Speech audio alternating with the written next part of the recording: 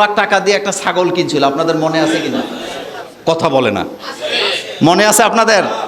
আচ্ছা বলেন তো, ছাগল কিনছে 15 লাখ টাকা দিয়া, এটা যদি গোপনে কুরবানি দিত তাহলে তো কোনো সমস্যা ছিল না। কিন্তু 15 লক্ষ টাকার ছাগল, তাও আবার এটা বংশীয় ছাগল। কি ছাগল? এই বংশীয় ছাগল ফেসবুকে দেওয়ার কারণে আমও গেছে, আমও গেছে, এখন চাকরিও নাই। কপালে বিপদ আসেনি? অতি লাফালাফি ভালো না। রাসূল করিম সাল্লাল্লাহু আলাইহি সাল্লামের ব্যাপারে আল্লাহ পাক বলছেন, লাকাদ জাআকুম রাসূলুম মিন আনফুসিকুম আজিজুন আলাইহি মা আনিতুম হারিসুন আলাইকুম বিল মুমিনিনা রাউফুর রহিম। রাসূলের হৃদয় ছোট ছিল না বড় ছিল? বড় ছিল। আপনি যদি চুক্তিপত্রের দিকে দেখেন, রাসূল উদারতার পরিচয় দিয়েছেন। অমুসলিমের সাথে সম্পর্কের বিষয়টা দেখেন, রাসূল উদারতার পরিচয় দিয়েছেন। আত্মীয় স্বজনের হক রক্ষার ব্যাপারে রাসূল করিম সাল্লাল্লাহু আলাইহি সাল্লাম সবসময় উদারতার পরিচয় দিয়েছেন। আমাদের মধ্যে সবসময় একটা জিনিস কাজ করে, আমি কেন ছোট হব, এমন একটা চিন্তা চেতনা আমাদের মধ্যে আসেনি? আমি কেন ছোট হব, আমি কেন আগে কথা বলবো, এই চিন্তা থেকে আমাদেরকে বেরিয়ে আসতে হবে। কবি একটা কথা বলেছেন চমৎকার করে, মিঠা দো আপনি হাস্তি কো আগার কুছ মর্তবা চাহো, কে দানা খাক মে মিলকার গোল গুলজার হতে হে। তুমি যদি মর্যাদা চাও, নিজের আমিত্বকে অহংকারকে মাটির সাথে মিশাইয়া দাও। তুমি কি দেখতে পাও না, একটা বীজ যতক্ষণ পর্যন্ত মাটির নিচে পুঁতে না দেওয়া হয় ততক্ষণ পর্যন্ত তার থেকে বাগ বাগিচার জন্ম হয় না। আচ্ছা আপনারা বলেন তো, আমরা যে গম খাই, ধান খাই, যেটা বীজ হিসাবে আমরা রাখি, এটার দাম কম নাকি বেশি? অনেক বেশি।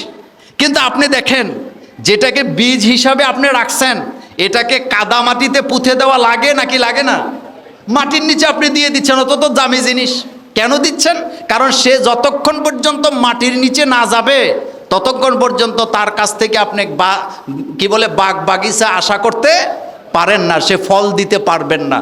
সেজন্যে আমাদের ভিতরে যে আমিত্ব অহংকার আছে, অহমিকা আছে, যতক্ষণ পর্যন্ত আমরা এটাকে মাটির সাথে দাফন করে দিতে না পারবো ততক্ষণ পর্যন্ত আমাদের নিজেদের মর্যাদা বাড়ার কোনো সম্ভাবনা নাই।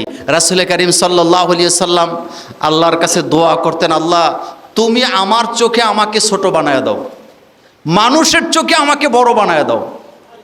সুবহানাল্লাহ। আমার চোখে আমাকে কি বানাও?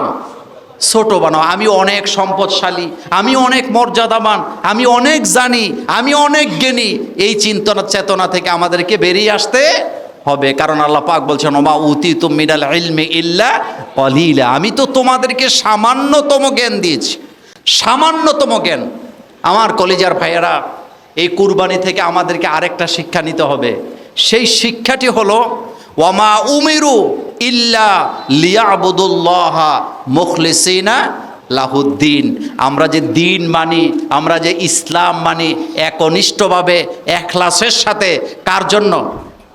আরো জোরে বলেন, কার জন্য?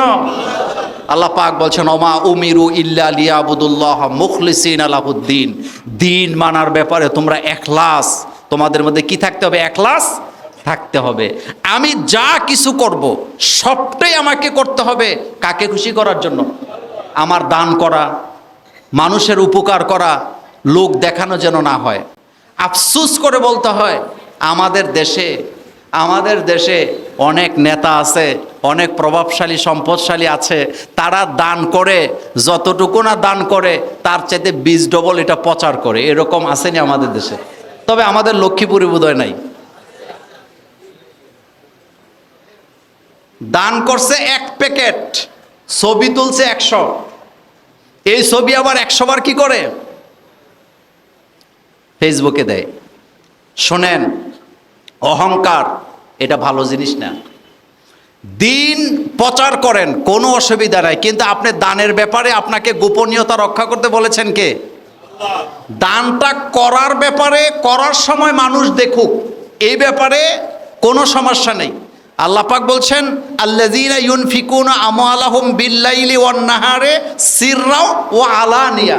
আল্লাহ পাক এখানে বলেছেন তোমরা দান করো দিনে রাতে প্রকাশ্যে গোপনে, এটার মধ্যে সমস্যা নাই। কিন্তু দান করতে যায় যদি আমরা ঢোল বাজাই, আমরা যদি দব বাজাই, তাহলে উল্টা বিপদ হওয়ার সম্ভাবনা আছে নাকি নাই?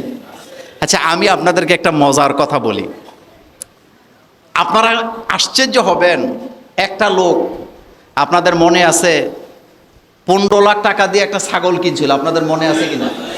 কথা বলে না, মনে আছে আপনাদের? আচ্ছা বলেন তো, ছাগল কিনছে 15 লাখ টাকা দিয়া, এটা যদি গোপনে কুরবানি দিত তাহলে তো কোনো সমস্যা ছিল না। কিন্তু 15 লক্ষ টাকার ছাগল, তাও আবার এটা বংশীয় ছাগল। কি ছাগল? এই বংশীয় ছাগল ফেসবুকে দেওয়ার কারণে আমও গেছে, আমও গেছে, এখন চাকরিও নাই। কপালে বিপদ আসেনি? অতি লাফালাফি ভালো না। ব্যাঙ আর সাপের মধ্যে বন্ধুত্ব। তো ব্যাঙ বলতেছে সাপের, দোস্ত তোমার সব কিছু ভালো লাগে, কিন্তু তুমি যে আঁকা বাঁকা হয়ে চলো, এটা আমার কাছে কি লাগে না, ভালো লাগে না। সাপ এটা মানতে নারাজ। তো দুইটা বন্দিত্ব রাস্তার উপরে আছে, পাবলিক একটা আসতেছে লাঠি নিয়ে, ব্যাঙ তো লাফ দিয়ে পানিতে চলে গেছে, সাপ আর যাইতে পারে নাই, পাবলিক এটারে মাইরা সোজা করে ফালায় রাখছে। ব্যাঙ উপরে উঠে দেখতেছে বন্ধু মরে সোজা হয়ে পড়ে আছে। এখন আফসোস করে বলতেছে, দোস্ত তুমি তো সোজা হইলা, মরার পরে হইলা, কিন্তু মরার আগে কি হইলা না, সোজা হইলা। সুতরাং আমাদের আত্ম অহমিকা, অহংকার, এগুলো আমাদের মরার আগ পর্যন্ত যায় না, একেবারে রুটা যায়, তাও আমাদের মধ্যে একটা কি অহংকার ভাব আছে। অথচ অহংকার এটা কার চাদর? আল্লাহর চাদর। রাসূল সাল্লাল্লাহু আলাইহি ওয়াসাল্লাম হাদিসে কুদসিতে বলেছেন, যারা অহংকার করে তারা আল্লাহর চাদর নিয়ে টানাটানি করে।